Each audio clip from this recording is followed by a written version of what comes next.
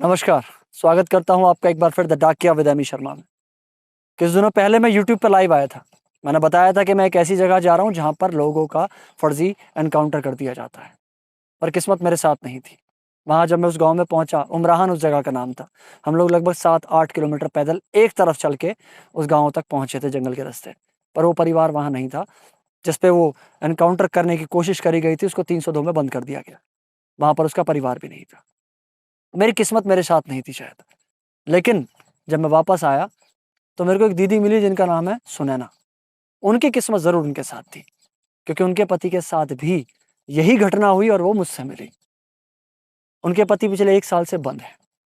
आप लोग ये घटिया टुच्चियाँ, ये गंदी कॉमेडी, ऐसी-ऐसी वीडियो शेयर करते हो, लाइक करते हो, कमेंट करते हो, समझ नहीं आता मेरे को। मेरी वीडियो को लाइक करने की ज़रूरत नहीं है, मुझे सब्सक्राइब करने की ज़रूरत नहीं है। इस वीडियो को शेयर करने की ज़रूरत है सिर्फ, ताकि इन सुनैना दीदी की हेल्प हो जाए। इनके हस्बैंड को गोली मार दी गई है बिना वजह, उनको डकैत बना दिया गया। जब इंसान पे खुद पे बीतती है ना, तब समझ आता है कितना दुःख होता है जब आपके घर का कोई इंसान डकैत बना दिया जाए रातों रात। 10,000 का इनाम ही घोषित कर दिया जाए। सोचिए कैसा बीतेगी, क्या बीतेगी आप लोगों पे, कैसा लगेगा आप लोगों को? इस वीडियो को शेयर कर देना और योगी और मोदी तक पहुँचा देना। ये मेरी दूसरी वीडियो है। पहली वीडियो का भी आपको इस इन्फॉर्मेशन में आपको लिंक मिल जाएगा, ये ऊपर आ रहा है आपके सामने। उस वीडियो को देखिएगा, उसमें मैंने 3 केस दिखाए थे, लेकिन इस वीडियो में सिर्फ 1 केस दिखा रहा हूँ, क्योंकि ये केस उन तीनों केसों से ज़्यादा ज़रूरी है मेरे लिए। ये पिछले 1 साल से धक्के खा रही हैं कोर्ट के, और वकील भी इनसे पैसे खाए जा रहे हैं, खाए जा रहे हैं। मिलाता हूँ आपको सुनैना दीदी से और उनकी सुनाता हूँ आप बीती कि इनके साथ हुआ क्या है। जिस देश में पुलिस वालों की तारीफों में कसीदे पढ़े जाते हैं, इनको सलाम ठोका जाता है जब ये रोड पे चलते हैं, अपनी गाड़ी लेके निकलते हैं। सोचिए अगर आपके पास पुलिस आए और आपको बोले कि आपसे पूछताछ के लिए आपको घर लेके जाना है, सॉरी पुलिस स्टेशन लेके जाना है आपके घर से, और फिर वहाँ पर आपको रास्ते में गोली मार दी जाए। आपके परिवार वालों को ये तक ना बताया जाए कि आप हो कहाँ पर और आपका जुर्म क्या था। फिर आप पे धारा 302 लगा दी जाए, 307 लगा दी जाए, आपको डकैत बना दिया जाए, आपको भगोड़ा बना दिया जाए, और फिर आपको गोली मारने के बाद अस्पताल में सहानुभूति दिखाने के लिए वो अस्पताल में आपको भर्ती भी कराएँगे, क्योंकि जान से नहीं मारना है। आधी जान ज़्यादा ज़रूरी है उन लोगों के लिए, क्योंकि स्टार बढ़ाना है अपना। हर बार एनकाउंटर कर देंगे झूठा तो स्टार नहीं बढ़ता, इंक्वायरी बैठती है। कुछ ऐसा ही हुआ है यहाँ बांदा में। मैंने पहले भी वीडियो बनाई है इस पे, जिसमें एनकाउंटर कर दिया गया। इनके हस्बैंड को गोली मार दी गई, इनके साथ वो थे, इनको ले जाया गया और गोली मार दी गई। ये बताया गया कि वो पिछले कई सालों से फरार चल रहे हैं। ये फाइल लेके बैठा हूँ, इनकी सबूतों के साथ लेके बैठा हूँ कि वो आदमी निर्दोष है, और इनका जो वकील है वो भी दलाली कर रहा है। वो भी अपना केस अच्छे से लड़ना नहीं चाहता है, क्योंकि उसे भी हर तारीख पे पैसा चाहिए।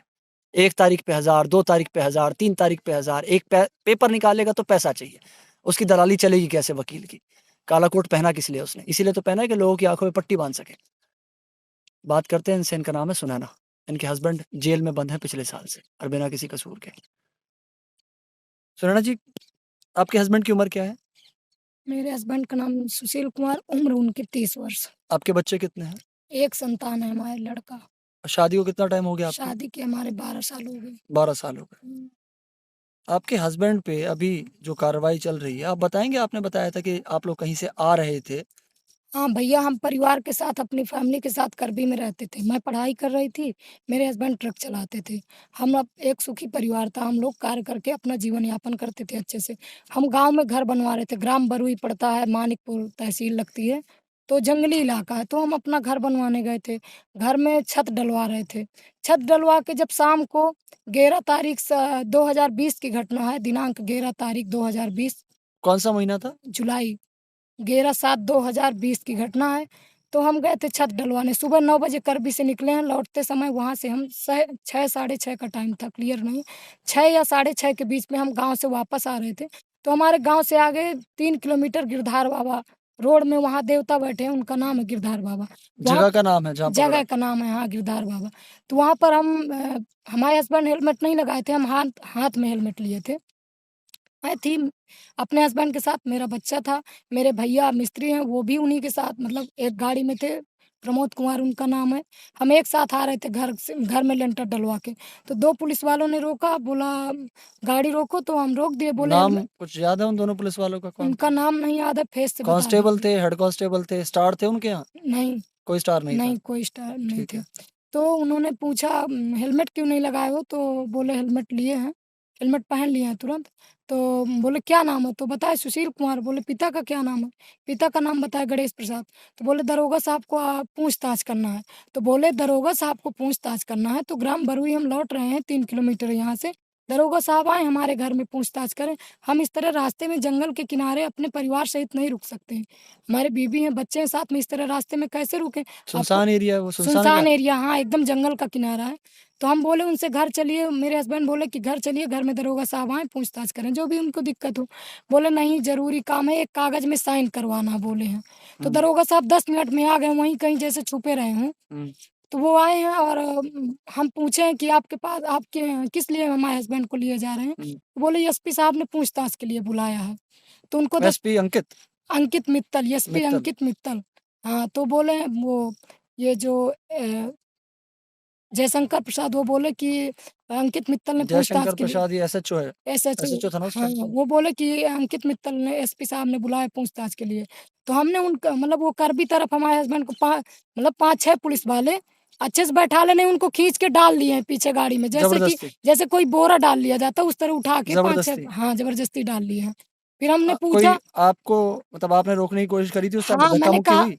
धक्का-मुक्की हुई है, मैंने अपने हस्बैंड को पकड़ा था। तो लेडीज़ कांस्टेबल थी उनके साथ, कोई नहीं लेडीज़ थी। नहीं मैं थी? अपने हस्बैंड को ज़ोरे से पकड़ी थी। मैंने कहा मेरे मतलब वारंट दिखाइए, क्या हुँ, वारंट है? आप हुँ, मेरे हस्बैंड को पकड़ रहे हैं। हुँ। तो कहा पकड़ नहीं रहे, पूछताछ के लिए ले जा रहे हैं। तो हम कहा हमने हमारे घर किस आइए। चीज़ के लिए पूछताछ पूछी आपने, कि पूछताछ हमने किस बारे पूछा में? किस चीज़ के लिए पूछताछ? कहा नहीं ऐसे पूछताछ करना है इस समय। वो यहाँ हम क्षेत्र का हम नए मतलब दरोगा हैं, तो हम यहाँ आते हैं तो पूछताछ यहाँ के लोगों ये को करते जयशंकर हैं। नए आए थे उस टाइम पे? जयशंकर उस समय नए आए थे, उनको 10 से 15 दिन हुए थे आए। तो बोले पूछताछ के लिए एसपी साहब ने बुलाया, इसलिए हम लिवाए जा रहे हैं। हम कहा तो बोले तो ज़बरदस्ती ले गए, हमसे पूछे नहीं, वो ज़बरदस्ती छीन के हमारे हस्बैंड को मेरे हाथ से छीने। मैं दोनों हाथ से ज़बरदस्ती उनको पकड़े थी। मेरा छोटा बेटा था, वो भी वहीं रो रहा था, 5 साल का था, वो भी रो रहा था। फिर हम लोग ये करबी की तरफ गाड़ी आई वहाँ से, हम लोग पीछा किए हैं कुछ दूर तक। अच्छा। इसके बाद हम अपने ससुर जी को हम सोचे सूचना नहीं दी है, तो हम फिर से ग्राम बरुई वापस लौट गए हैं। हुँ। वहाँ फिर हमने घर में सूचना दी कि ऐसे-ऐसे पुलिस वालों ने पकड़ लिया है। तो तुरंत घर से 2 ठो देवर आए हैं करबी कोतवाली।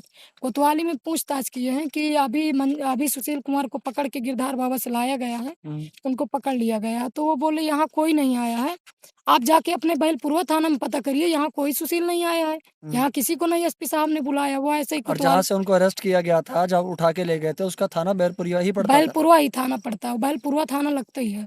तो वो जब हम कोतवाल साहब बोले कि आप अपने जाओ वहाँ थाने जाओ, थाने में पता करो।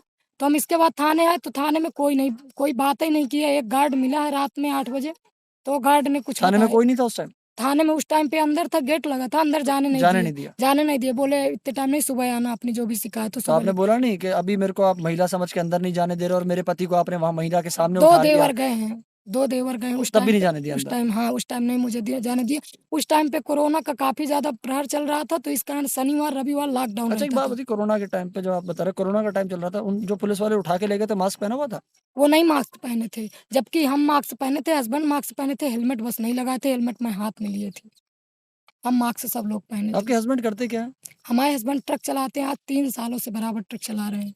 इससे पहले कोई केस लगा हो उन पे किसी भी तरीके का? इनके पहले एक बार उनकी झूठा मतलब केस में फँसाया गया था, तो उसमें उनके गवाह कब की बात सबूत है ये? सब कहाँ हुआ था सन केस? 2017 में वहीं खांच की बात है। उनको झूठा दिखाया गया था, तो उनके गवाह सबूत सारे हैं, हुँ। उनमें वो निर्दोष हैं। और अभी क्या बोल के उठाया गया कि इन्होंने क्या किया है? अभी उनको कुछ नहीं हुआ, अभी ये पूछ के उठाया गया कि एसपी साहब पूछताछ के लिए बुलाए अंकित मित्तल, इतना बस कह के उठाया गया है।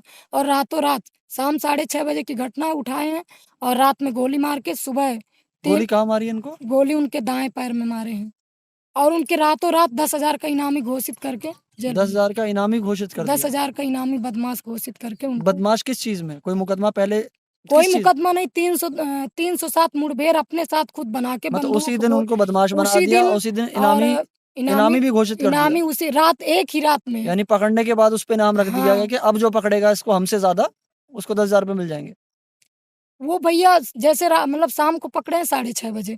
इसके बाद वो रात में अपने आप सुबह जब गोली मार के सीधे मतलब टीवी में सब में न्यूज़ आया कि 10,000 का इनामी बदमाश पकड़ा गया। टीवी में आ गए? टीबी में सुबह 7-8 बजे लगभग आ गया था। 4 बजे तड़का उनको गोली मारी, तो रात में अपने से ही बना लिए, तुरंत नहीं ऐसे इतना जल्दी कैसे कोई पकड़े हैं तुरंत। इसके बाद 10,000 का इनामी मुठभेड़ दिखा के मुठभेड़ में ये पकड़ा गया। उनको रातों रात मुठभेड़ 307 दिखाया गया है। हमारे साथ तो निर्दोष पकड़े गए हैं। उनमें कोई केस नहीं, पूछताछ के लिए पूछा पकड़ा गया। लेकिन जब सुबह बंद किए उनकी जाँच करा के, तो 307 के केस में उनको चालान बना के भेज दिया गया। इनके कोर्ट के पेपर सारे मेरे पास हैं, मेरे हाथ में है। 2017 में ये बंद हुए थे एक बार सुशील, उसके बाद इनको ज़मानत पे रिहा कर दिया गया था। रिहा करने के बाद हर तारीख पे ये कोर्ट के अंदर गए हैं और पुलिस वालों ने इनको उसी केस के अंदर भगोड़ा बता दिया है। और कमाल की बात सुनी आपने, पुलिस वालों ने पकड़ लिया, उसके बाद 10,000 का इनामी घोषित कर दिया। यानी पुलिस वालों से ज़्यादा कोई पकड़ लेता तो शायद उसको 10 या 20,000 इनाम मिल जाता। इस केस के अंदर भगोड़े वो नहीं हैं, क्योंकि वो हर बार तारीख पे कोर्ट के अंदर गए हैं, हर बार तारीख में। और कोर्ट समझ आता है ना, सरकारी होता है, वहाँ से कोई भगोड़ा कोर्ट में नहीं जाता अपने। इनको भगोड़ा बता दिया गया 2020 में, 2017 से भगोड़े थे ये। कमाल की बात।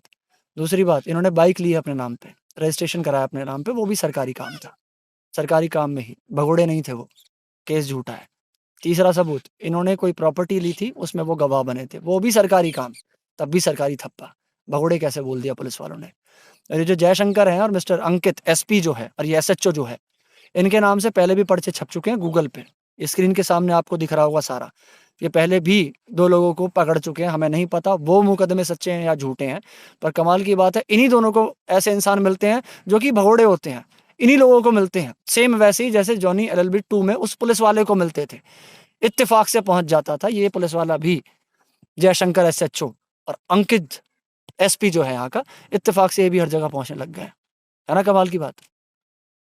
अगर ये चीज़ दिल्ली में होती तो क्या करते। ये गाँव है, आदिवासी लोग हैं, जंगल में रहते हैं, आसान शिकार हैं, तरक्की आसानी से मिल जाती है, पैसे आसानी से मिल जाते हैं, दबाए आसानी से जाते हैं, कहीं बोल नहीं पाते हैं। इन्होंने हर जगह एप्लीकेशन लगा रखी है, फैक्स किया हुआ है, मुख्यमंत्री क्या, दिल्ली में एनजीओ क्या, 8-9 जगह लगाई हुई है। ह्यूमन राइट्स के अलावा कहीं से जवाब नहीं आया। जवाब ही आया, काम कुछ नहीं हुआ है अभी, जब तक इनके पति बाहर नहीं आते काम कुछ नहीं हुआ है। इन दोनों का नाम बोल रहा हूँ, योगी और मोदी जी को। अगर इलेक्शन जीतना है ना, तो गरीबों की पहले सुनना शुरू करो। राम मंदिर बना लिया, खुश हो, बहुत खुश है, राम जी भी खुश है, हम भी खुश हैं। अब गरीबों को देख लो, वो रो रहे हैं, वो राम मंदिर उनको खाने के लिए नहीं देता, उनके पति को राम नहीं आने के बचाएंगे, जिनको जिम्मेवारी दी गई है वही मार रहे हैं। इस वीडियो को शेयर करो। जयशंकर एसएचओ और अंकित एसपी दोनों के लिए बोल रहा हूँ, यहीं यूपी से, तुम्हारे गढ़ से। गलत है, गलत किया है, सबूत है। 28 तारीख को इनकी तारीख है। इस वीडियो को शेयर करो और कोशिश करो इनके हस्बैंड को जल्दी से जल्दी ज़मानत मिल जाए, और फिर ये लोग उस पुलिस वालों पे केस डालें कि उन्होंने इनके साथ क्या किया है। इनके बहुत पैसे लग चुके हैं, 54,000 लगभग आपके लग चुके हैं, 54,000 लग चुके हैं। ध्यान रखिएगा अपना, सावधान रहें, स्वस्थ रहें, मस्त रहें, सतर्क रहें और इनकी ऐसी तैसी करते रहें।